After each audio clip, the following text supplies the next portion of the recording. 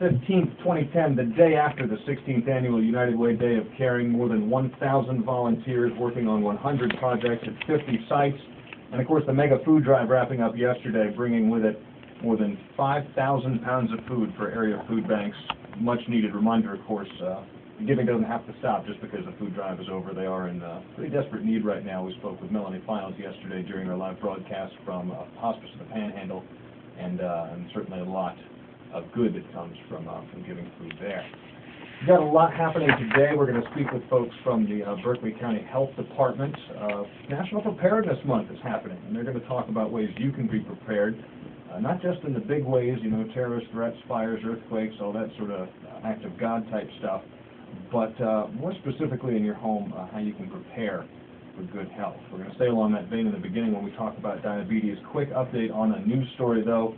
An inmate escaped in Berkeley County. He was being transported to a New Jersey prison this morning. Albert Vogt, V-O-U-T-E, if it shows you an ID for some reason. A white male around 5 foot 9 inches tall, about 175 pounds. He has black hair. He was being transported from Kentucky to New Jersey, where he was going to face a charge of armed robbery. West Virginia State Police say that he got out of his shackles and ran away when the prisoner van was traveling. Stopped at a Burger King in Berkeley County. That was about 3:30 this morning. That Burger King is located over in Spring Mills on Route 901 near Falling Waters. Maryland State Police are using canine units and a helicopter to track that inmate down. So be on the lookout for Albert Vogt. Again, white male, 5 foot 9, 175 pounds, black hair. He's in the area of Spring Mills and Falling Waters. As I said, we're going to start off our talk this morning with a disease that affects almost 24 million children and adults here in the United States. That is 7.8% of the population. They suffer from diabetes. That's statistics from 2007, according to the National Diabetes Fact Sheet. 2007 is the most recent year that we have data available from. Devin McDonald is a sufferer of diabetes. He's a Martinsburg resident, and he is the team captain for Team Fedora Devin for the upcoming Step Out, a walk to fight diabetes. Devin, thanks so much for being here with us and sharing your story. Thank you very much for having me. Nearly 24 million people. That's a significant number. Do they think that it's gone up since 2007? Oh, yes. They have a prediction of a 35% increase by 2025. So we're looking at an epidemic of diabetes here in this country. Oh, yes. When we talk about diabetes, there's two different types. There's three different types. Three different types. Yes. Now, see, I'm not up to date on my diabetes. That's right. I'm familiar with type 1, which is juvenile diabetes, and type 2, which we're seeing pop up a lot, especially in children. Talk about the different types. The third one is gestational diabetes. Okay. Pregnant women get that for the duration of their pregnancy. Is that a temporary form? It's temporary, and it normally pops up repeatedly after having so many children. Okay, so it's the sort of thing where you don't just get it when you're pregnant if it recurs a lot. Okay. Exactly. Type 2 is the one that most Americans have. It is pancreas produces little to no insulin, so they can take medication, pills to manage and maintain their diabetes along with diet and exercise. And with type 1, the pancreas produces no insulin, so we have to artificially inject our insulin.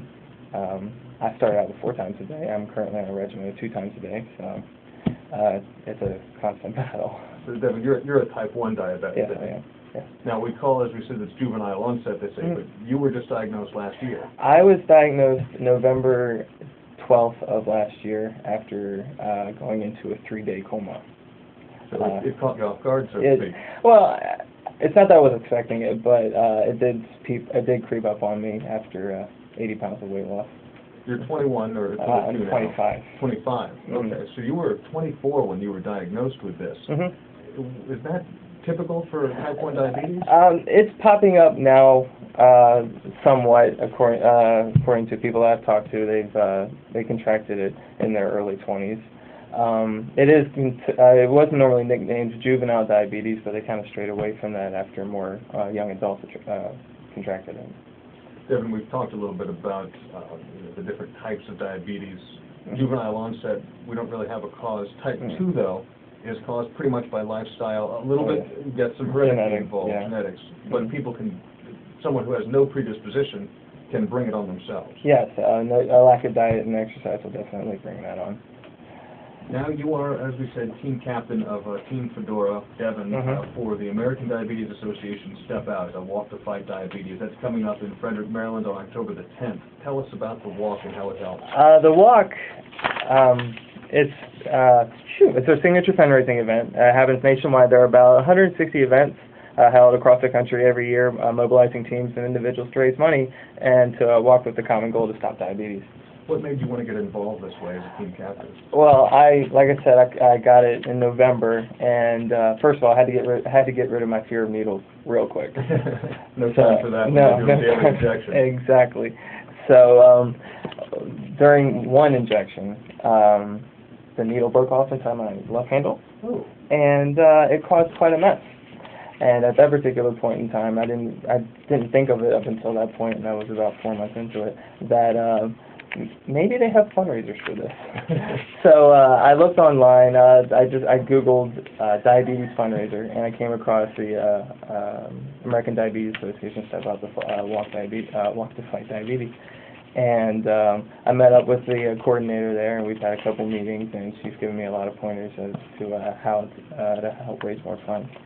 And I came across, I thought, hey, maybe a radio station will help out. That's why I called you up. We appreciate you doing that. Anytime we can raise awareness about something that people can prevent, and even, in the case of type 2, reverse it if they change their lifestyle, it's important to do that.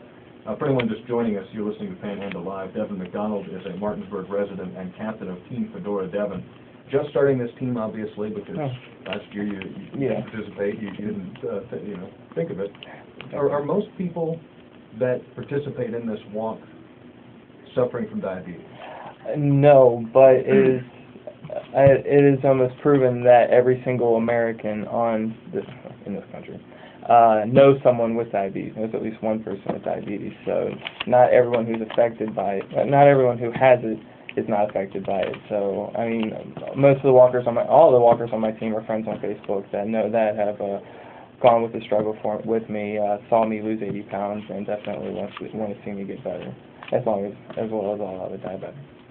Being that you're someone who suffers from diabetes and you're walking, you're what they call a Red Strider. Yes. And in fact, you're the ambassador this I year. am the 2010 Red Strider ambassador for the event.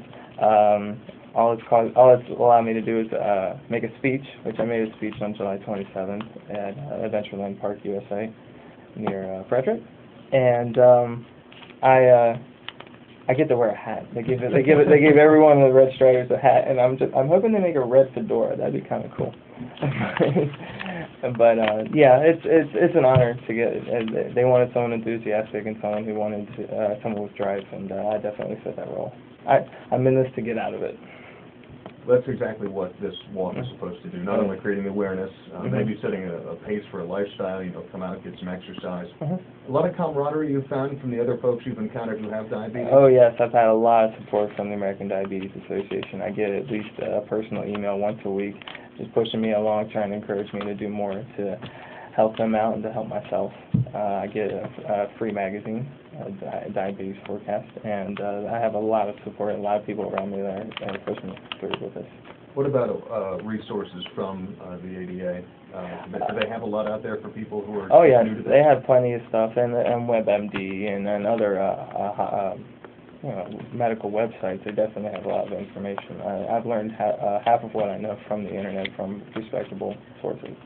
What changed? You come out of this coma almost a year ago now. They say, hey, it's type 1 diabetes. Here's a stack of information, and lift up your shirt. We've got to give you a shot. You're getting a few of these now. How's your life changed since then? My diet has definitely changed. Of course, I have to eliminate all sugar and carbs, which were my best friends leading up to that point. So I had to eliminate and moderate those. So I'm eating more vegetables now. I'm eating better meats. In 2010, I made the resolution not to eat fast food, and I've lived up to it. And so it's just a matter of saying no a lot more. With type 2 diabetes, diet and exercise can reverse the symptoms. Part of that is, of course, not taking in as much sugar through things like fast food, carbohydrates, complex sugars, things like that. Type 1, no insulin is produced. how important is it to be doing what you're doing and taking those sugars?